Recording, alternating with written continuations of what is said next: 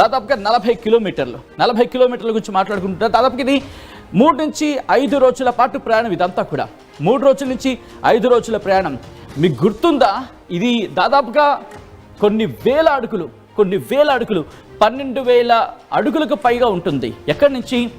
ఈ సముద్ర మట్టం నుంచి మాట్లాడుకున్న సందర్భంలో 12,760. ఒక్కసారి నేను 12,760 అడుగుల ఎత్తులో ఉంటుంది అమర్నాథ్ గుహ. ఇక్కడ నుంచి చూసుకుంటే కనుక మరి ముఖ్యంగా చందన్వారి ఉంది కదా, ఇక్కడ 9,500 అడుగులు ఇక్కడ బేస్ క్యాంప్కి సంబంధించి. ఆ తర్వాత శేషనాగ్ చూసుకుంటే 11,730 అడుగుల ఎత్తు ఇక్కడ నుంచి ఇక్కడికి. 9,500 ఎక్కడ, దాంతోపాటు 11,730 ఎక్కడ. ఇక్కడ నుంచి పంచతన్ని 12,739 అడుగులు. ఇక్కడ నుంచి 12,760 అడుగుల ఎత్తులో ఉంటుంది అమర్నాథ్ గుహ, మంచులింగం. ఆ మంచులింగాన్ని దర్శించుకోవడానికి, ఆ శివయ్యను దర్శించి తరించాలని కొన్ని లక్షలాది మంది వెళ్తూ ఉంటారు.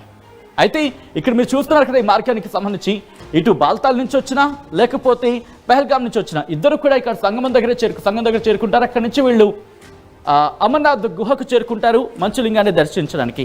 బట్ ఇప్పుడు ఇక్కడే భారతదేశ ప్రభుత్వానికి కావచ్చు, ఇంటెలిజెన్స్ కావచ్చు, భారత్ మీద దాడి చేసే అవకాశాలు ఉన్నాయి, ఉగ్రదాడి జరిగే అవకాశం ఉందంటూ కూడా ఇంటెలిజెన్స్ సమాచారం అందింది. దీనికి బలం చేకూరుస్తూ Pakistan army chief so called ఆ ఫీల్డ్ మార్షల్ ఉన్నాడు కదా, సాధారణ ఫీల్డ్ మార్షల్ అనడానికి లేదు, ఫీల్డ్ మార్షల్ అంటూ ఉంటారు సోషల్ మీడియా వేదికగా. అటువంటి ఫీల్డ్ మార్షల్, అటువంటి ఆ దుర్మార్గుడు ప్రస్తుతం భారతదేశానికి సంబంధించి వ్యతిరేకంగా ఇంకోసారి మాటల తూటాలు పేల్చే ప్రయత్నం చేశాడు. ఏమంటాడో తెలుసా? ఉగ్రవాదులకు సంబంధించి ఉగ్రవాదానికి మద్దతు ఇస్తామనే రకంగా వాడు మాట్లాడుతున్నాడు.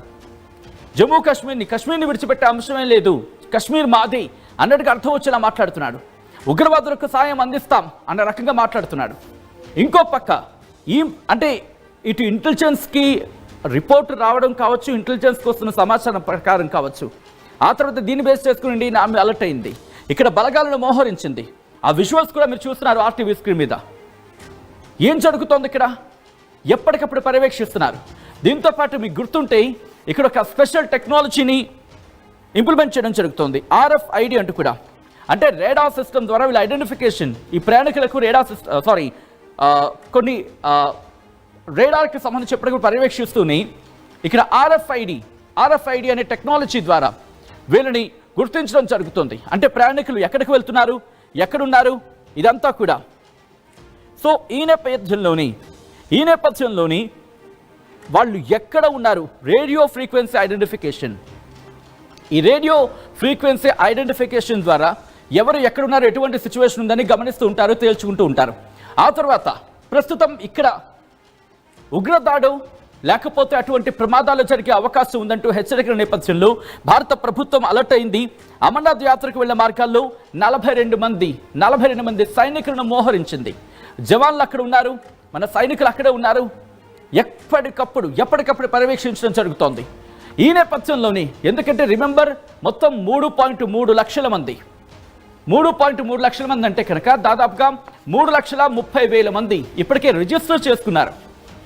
ఇంత పెద్ద సంఖ్యలో మీకు గుర్తుంటే పెహల్గాం దగ్గర దాడి జరిగింది, మీకు గుర్తుందా? ఇదిగో ఇక్కడే పెహల్గాంకి సంబంధించి ఇక్కడే దాడి జరిగిన ప్రాంతం ఈ పెహల్గాం దగ్గరే మరింత కట్టుదిట్టమైన భద్రతను ఏర్పాటు చేశారు. ఈ పెహల్గాంకి సంబంధించి ఇక్కడి నుంచి చందన్వాడి 16 కిలోమీటర్లు, అక్కడి నుంచి 40 కిలోమీటర్ల గురించి మాట్లాడుకుంటున్న సందర్భం.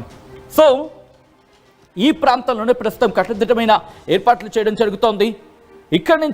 ఇక్కడి నుంచి పూర్తిగా వెళ్లే మార్గం అంటే దాదాపుగా 12,760 అడుగుల వరకు చేరుకునేంత వరకు కూడా భద్రతను కట్టుదిట్టం చేయడం జరిగింది. ఇక్కడ సాధారణంగా అఫ్కోర్స్ హెలికాప్టర్స్లో వెళ్లే వాళ్ళు ఉంటూ ఉంటారు, అది కూడా కష్టతరమైన ప్రయాణం. దాంతోపాటు ఇది కాలినడకన వెళ్లాల్సిన అవసరం ఉంటుంది. కొన్ని సందర్భాల్లో అక్కడ వెసులుబాటు బట్టి అక్కడ ఉండే దాన్ని ఏమంటారు గుర్రాలను కావచ్చు, వాటిని ఉపయోగించి వెళ్ళే సందర్భాలను చూస్తూ ఉంటాం. అలా అక్కడ వాటిని ఉపయోగించుకొని వాటిని వెళ్ళే సందర్భాలను చూస్తూ ఉంటాం. సో ఇదంతా కష్టతరమైంది, ఇదే అత్యంత సాదాసీదా ప్రయాణం అయితే కాదు. సో ఈ విషయాన్ని పక్కన పెడితే ఇప్పటికే దానికి సంబంధించి ఆ మెడికల్ రిపోర్ట్స్ కావచ్చు, వాళ్ళు అంటే ఎవరైతే వెళ్ళగలరో వాళ్ళని మాత్రమే ప్రభుత్వం పంపిస్తోంది. బట్ దీని గురించి మాట్లాడుకున్న సందర్భంలో అంటే పాకిస్తాన్ నుంచి ఉగ్రదాడి పొంచి ఉంది అని ఇంటెలిజెన్స్ సమాచారం అందడంతో ఈ ప్రాంతాన్ని పూర్తిగా ఇప్పుడు తమ కంట్రోల్లోకి తీసుకుంది సైన్యం. ఎవరిని కూడా వితౌట్ పర్మిషన్గా వెళ్ళనిచ్చే అవకాశాలు లేవు. దాంతోపాటు ఇంకా ఇంట్రెస్టింగ్ ఏంటంటే ఇప్పటికే మన దగ్గర మిసైల్ సిస్టమ్ని యాక్టివేట్ చేయడం జరిగింది. మన మిసైల్ సిస్టమ్ని యాక్టివేషన్లో ఉంచింది. గుర్తుపెట్టుకుంటే ఇక్కడ ఆపరేషన్ సింధూర్ పూర్తి కాలేదు. ఇంకా ఆపరేషన్ సింధూర్ అలానే ఉందంటూ కూడా ప్రభుత్వం అదిగో మీరు చూడొచ్చు. మన సైన్యం ఇప్పటికే అమర్నాథ్ యాత్రకు సంబంధించి ప్రారంభమైన నేపథ్యంలో కట్టుదిట్టమైన భద్రతా ఏర్పాట్లు చేయడం జరుగుతోంది. బస్సులో ప్రయాణికులని అబ్జర్వ్ చేయడం జరుగుతోంది. ప్రతి ఒక్కరిని పర్మిషన్ ఇచ్చిన తర్వాత మాత్రమే పంపిస్తున్న పరిస్థితి ఉంది. దీంతో పాటు సింధు నది నీళ్ళ వ్యవహారంలో ఇప్పటికే బెదిరింపులకు దిగింది. అటువంటి ప్రతి అంశాన్ని ఇక్కడ గుర్తుపెట్టుకొని దానికి తదనుగుణంగానే భారత్ అడుగులు వేస్తోంది. నుస్వాన్ పెహల్గాం రూట్లో ఫుల్ సెక్యూరిటీని ఏర్పాటు చేయడం జరిగింది. బాల్తాల్ మార్గంలో భారీగా పోలీసులు మోహరించారు. పోలీసులతో పాటు సైన్యం కూడా మోహరించిన ఆ పరిస్థితి ఉంది. కట్టుదిట్టమైన భద్రతా ఏర్పాట్లు చేసింది భారత ప్రభుత్వం. పెహల్గాం దాడి తర్వాత అటువంటి దాడి జరిగే అవకాశం ఉందా అనే అంశానికి సంబంధించి ఎప్పటికప్పుడు నిఘా వ్యవస్థను యాక్టివేషన్లోనే ఉంచింది. ఉగ్రదాడి జరగచ్చని చెప్పి ఇంటెలిజెన్స్ ఆ అంచనాల నేపథ్యంలో, ఆ రిపోర్ట్స్ నేపథ్యంలో భారత సైన్యం కూడా అలర్ట్ అయింది. గుర్తుపెట్టుకోండి, భారత సైన్యం ఎక్కడా కూడా భయపడద్దు, ధైర్యంగా మీ యాత్రను కొనసాగించండి చెప్తోంది. మేమున్నాం, మీరెందుకు భయపడ్డాం, మేమున్నాం. ఎటువంటి ప్రతికూల పరిస్థితులు ఎదురైనా సరే వాటిని ధీటుగా ఎదుర్కొంటాం, ధీటుగా సమాధానం చెప్తాం.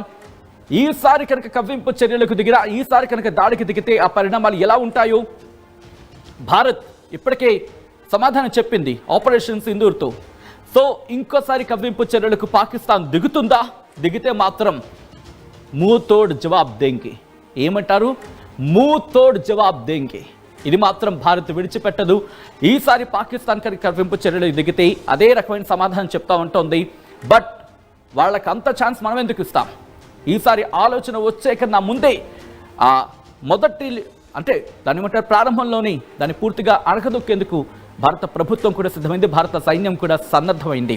ఒకవేళ అక్కడ దూరం నుంచి డ్రోన్స్తో కావచ్చు, లేకపోతే మిసైళ్లతో అటాక్ చేద్దామని ప్లాన్ చేస్తే కనుక రాడార్ సిస్టమ్ మనకు రెడీగా ఉంది.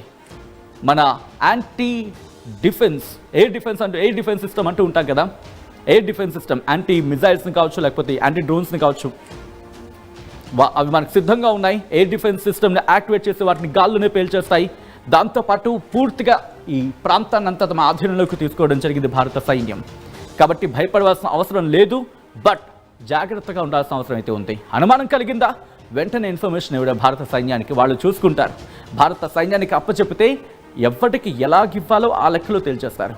సో అమర్నాథ్ యాత్రకి వెళ్తున్న ప్రయాణికులకు సంబంధించి ఇప్పటికీ 3,30,000 మంది అంటే 3.3 లక్షల మంది రిజిస్టర్ చేసుకున్నారు. ఆ సంఖ్య 5కు చేరుకోవచ్చు. 5 లక్షల మంది సుమారు దర్శించవచ్చు అంటూ చర్చ జరుగుతున్న నేపథ్యంలో మీకేమనిపిస్తోంది?